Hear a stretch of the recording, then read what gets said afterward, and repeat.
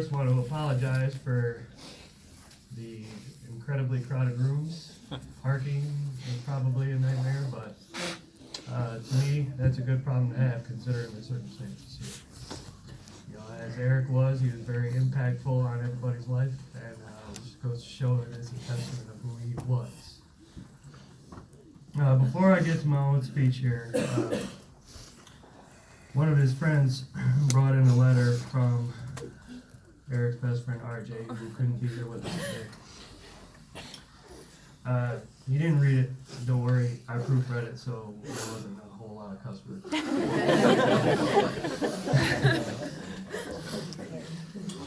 So this is from Erik's best friend RJ. It says, "Hi. Those of you who don't know me, I'm Gordon's best friend RJ.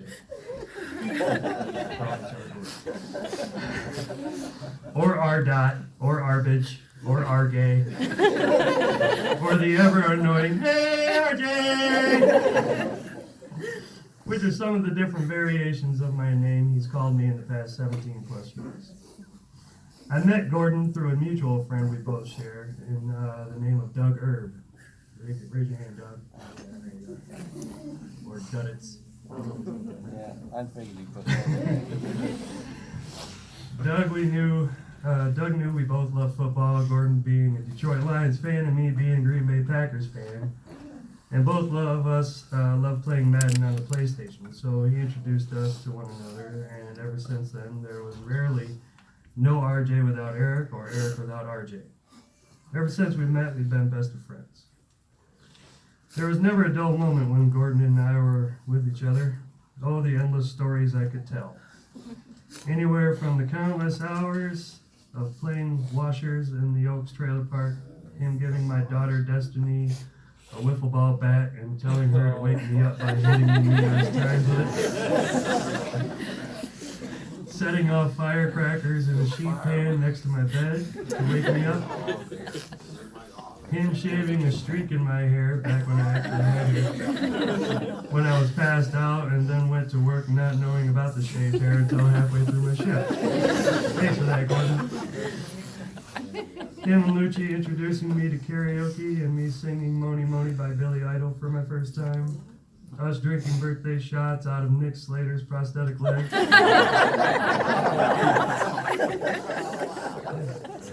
To us wearing bark collars and yelling to shock ourselves. Like I said, never a dull moment. Gordon and I are such good friends, we both have a lot of similarities. We've both been married and divorced. I was in his second wedding. He was the best man in my only wedding. I win. We both worked in the construction field. Both of us have 4 amazing children, 2 boys and 2 girls. And we both had over our last child, both girls, after we turned 40. I was always impressed with how great of a father he was and how much he interacted with his children, that I wanted to be the same kind of father he was. I know he was proud of the father I have become as much as I was proud of the father he was always been. We even started a couple things together that to this day were intact.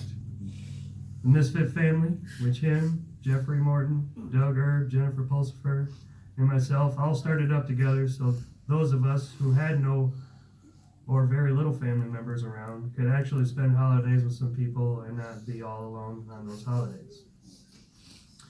Another thing we started, which is one of our passions, is the Misfit Fantasy Football League. Draft Day, also known as Christmas Day, will never be the same again. 10 years and still going, however, after this season, it will have a new name in honor of my best friend. If you could do me a favor, think of your absolute best friend. Think about the time you spent with them, all the laughing, crying, ups and downs. Think about how they impacted your life. Now, think about how awful it would be if you couldn't tell them you love them or hear them say it back to you anymore. Think about if you can't buy or try or be hugged by your best friend anymore. Engage in casual conversation or even sit back and relax and not say a single word in each other's company. That's where I'm at. So once again, I'm going to ask a favor from each one of you. Once you leave here, contact your best friend by either calling or going to visit them in person. Do not text them. Bravo. Let them know how much you love and appreciate them, because you never know if you'll have that chance ever again, just like I don't. Erik Gordon Mason, you impacted more lives than you probably knew. It has been an honor to be accepted into your life and a privilege to have your children call me uncle. When I'm back from my vacation, in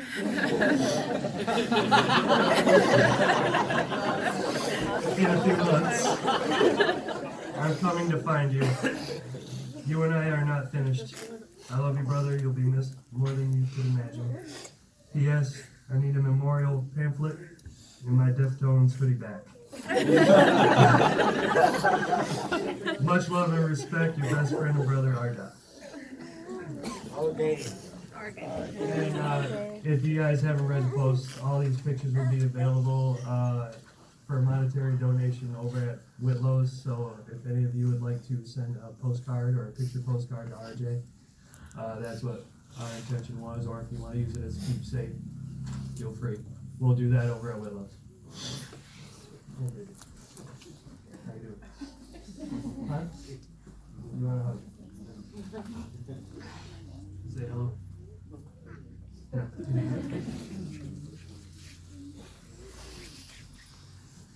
Alright. My turn. It's kind of surreal. I'm waiting for my brother to just pop in the back door and say, "Surprise, bitches!"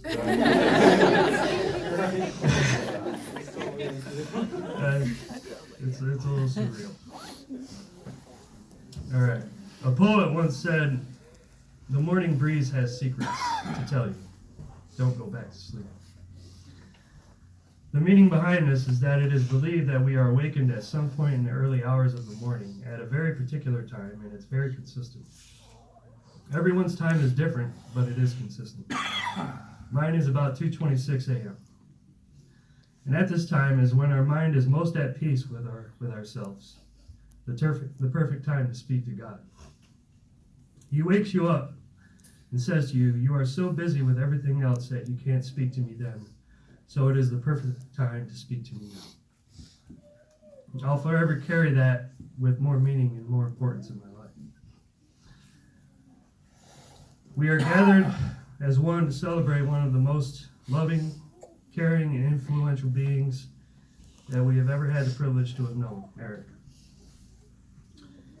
He may not have known this, but he was the best teacher I've ever had. He taught me that the dryer still works when you convince a small human to get inside it while playing hide and seek. That was me.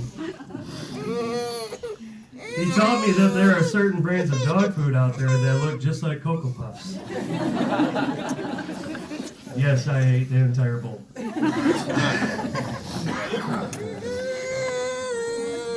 He taught me to be tough. In the steel industry, they break down the difference between strength and toughness. Strength is the ability to inflict damage to a surface, like a hammer would with a nail into a board. Toughness is the ability to absorb the strength of the object, attempting to inflict the damage and create as little as possible. For example, a bat to a baseball. Over time and repeated abuse, there will be a noticeable difference, but it's going to take a lot. Which I'm assuming is why I took all those beatings, just because he wanted the remote.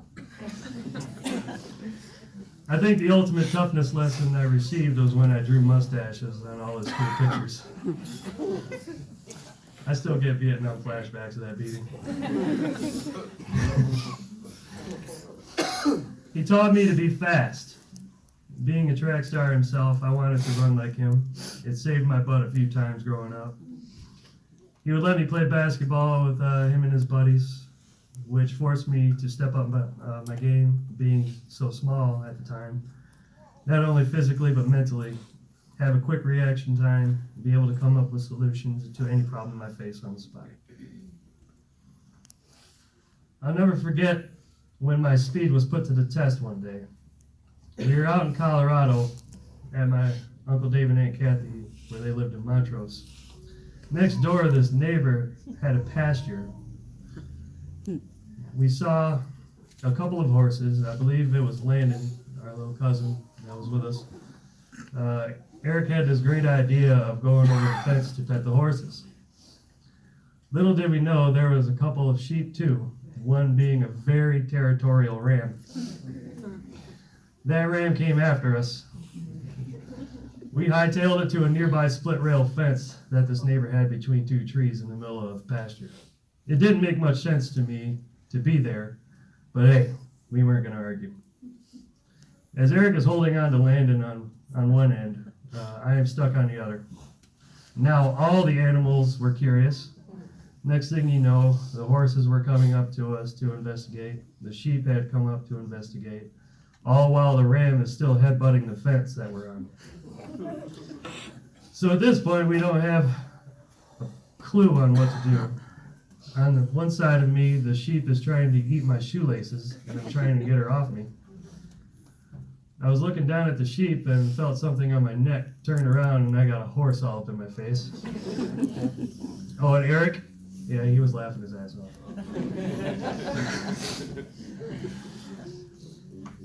For some reason, I had the ram's full attention. I don't know why. Erik saw his opportunity. I look over at him, and all I see is the back of his head as he's sprinting towards the gate with Landon tucked under his arm like a football. Son of a bitch. The ram didn't budge much. He's still right by me, but he turned around to watch Erik running out. There was my window, and it was closing fast. Just as any stupid idea begins, F it. I leaped over the ram and ran as fast as I could. He was on my tail until I got to the gate. I managed to make a goal line dive over the fence and, of course, landed on an ant. But hey, I beat the ram in a race. I think the greatest lesson he taught me was not to make the same mistakes that he did. But if I did, I would know how to push through them. He was willing to go through it so that I didn't have to. We've both been on the struggle bus called life long enough to learn a few things from each other. He is part of the reason that I am a health coach now more than ever.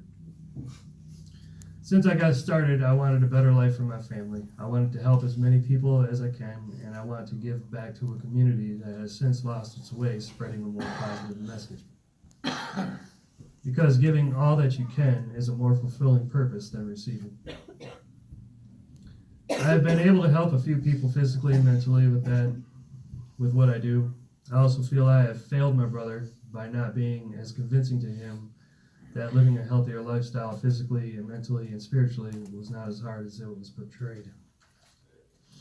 He had a couple mottos: live hard, play hard, and death is certain, life is not. He lived the way he wanted to live it, and you weren't going to tell him any differently, and I love that about him. One of my own mentors said to a group of us a few weeks ago, when it's time for you to grow and you refuse to do it yourself, God will force you to. I took that to heart the night my brother passed. Erik taught me his final lesson. Death is certain. Life is not. You know how those people say, YOLO, you only live once. You're damn right you do. So we might as well make it count. Something forced me to go outside the hospital that night. I couldn't breathe in there. And as his two sons were walking up, I had to be the one to tell him that his father didn't make it. I don't wish that on anyone in this room. Make your life count, because you do only live once. Now, along with God and Erik, they are forcing me to grow to be the better person, to be a person our family needs me to be. I can be, I will be, I must be. Who will be the one willing to help care for Erik's children? I will. Who will be the one willing to give them advice if they need it? I will. Who will do everything in their power to bless them with guidance and life experience? I will. My brother's family is now my family. My brother's friends are now my friends. I will do everything in my power to make sure that his death will not be in vain. I will help more people than ever before. Not only will I change lives, but save them. I can, I will, and I must. Forgive me if I'm on my soapbox right now, but it was just too soon. It shouldn't be a lesson just to me, but for all of us. We only live once. Let's make it count. If not for ourselves, do it for him. Do it for your family so that your kids won't ever have to experience this tragedy. We love you, Erik. Thank you for being a father, a son, an uncle, a brother, and most importantly, a friend. You will always be with us in our hearts. Bravo, Christian.